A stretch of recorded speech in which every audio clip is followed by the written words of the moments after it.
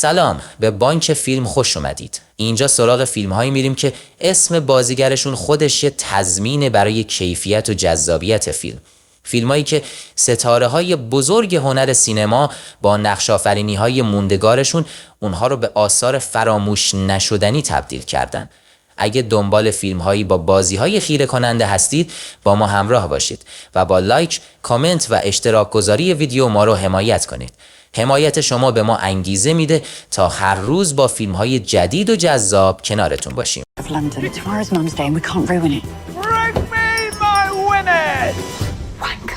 امروز میخوایم درباره جدیدترین فیلم منتشر شده از ستاره محبوب هالیوود اسکارلت جوهانسون صحبت کنیم.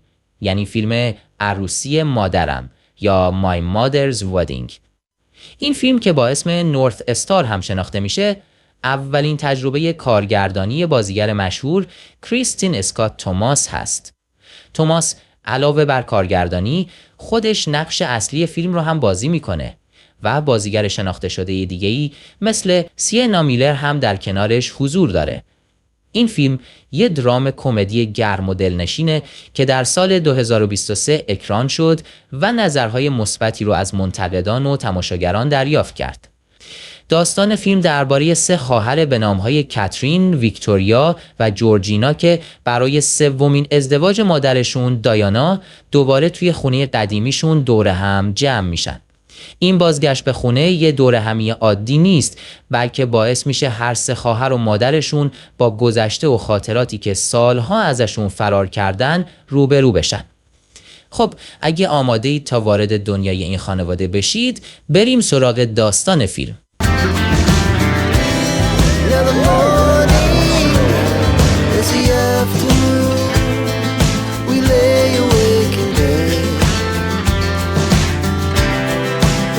So loud as the hours pass, we're gonna do it all again.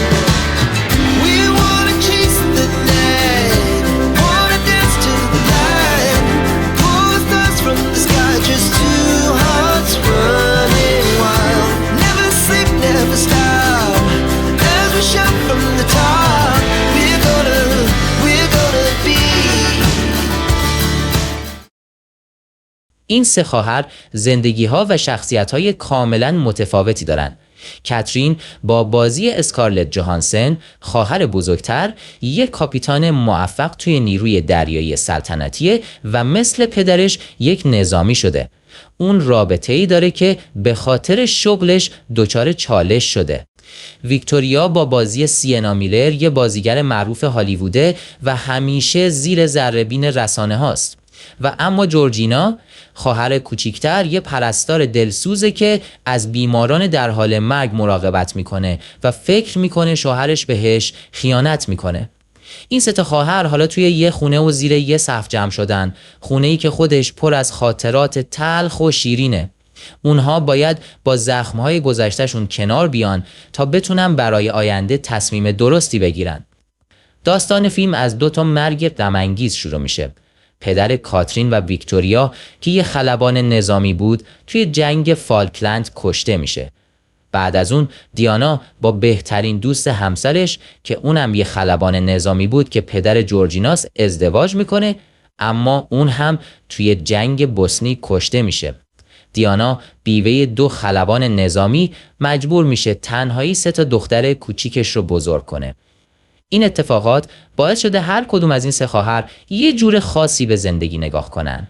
توی فیلم می‌بینیم که چطور این 3 نفر که سالها از هم دور بودن حالا با هم دعوا میکنن، درد دل میکنن و رازهای سالهای گذشته رو فاش میکنن. دنیا رو انگشت مردا میچرخه. دنیا الان فرق کرده، فقط این نیست که با کی ازدواج میکنی.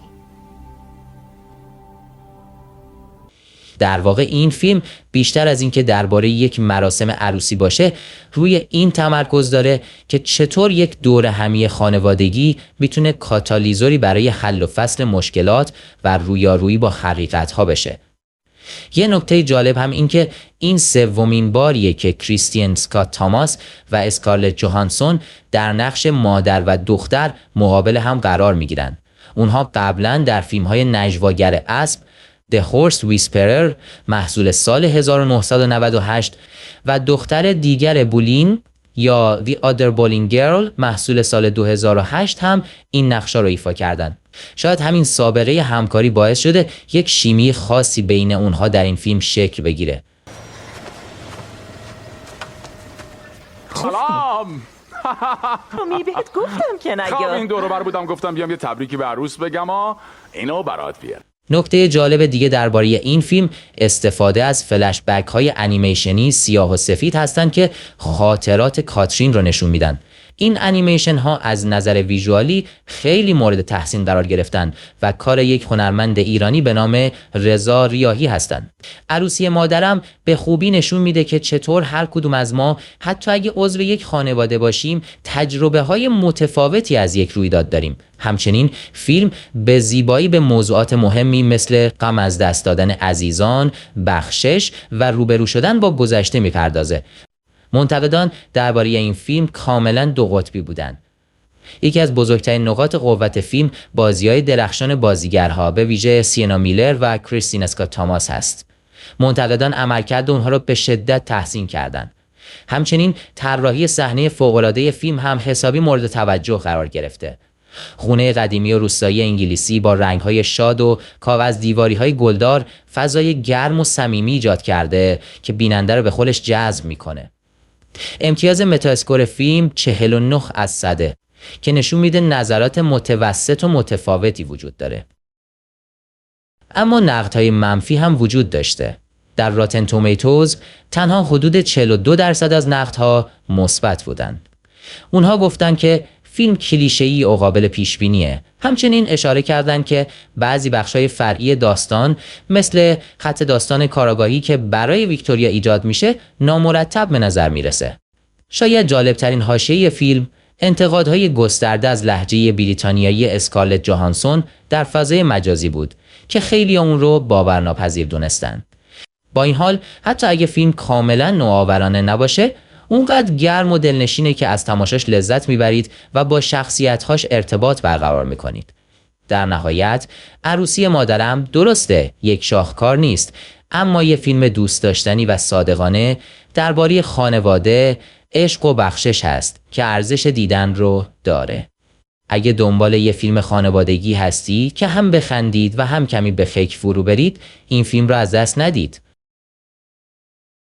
Anything but myself as the famous actress.